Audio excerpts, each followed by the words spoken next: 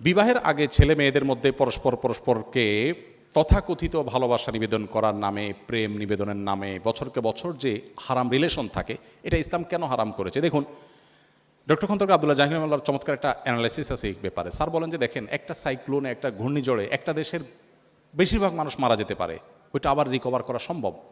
কিন্তু কোনো জাতির মধ্যে যদি একবার এই টেন্ডেন্সি আছে যে আমরা সন্তান গ্রহণ করব না, বৈবাহিক জীবন যাপন করব না, সাংসারিক জীবন যাপন করব না, এই প্রবণতা যদি কোনো জাতির মধ্যে একবার আসে, তখন মানব সভ্যতার অস্তিত্বই হুমকির মধ্যে পড়বে। কিভাবে?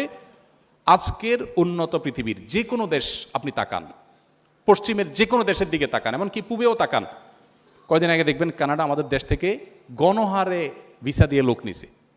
আমি তো অবাক হয়ে গেছি শুনে যে ব্যাপার কি, এত বেশি লোক নিচ্ছে কেন? পরে শুনলাম যে তাদের দেশের লোকের টান পড়ছে, আমার দেশ থেকে লোক নিয়ে যাচ্ছে। আপনারা স্টুডেন্ট ভিসা যখনই দাঁড়ান কোনো অ্যাম্বাসিতে,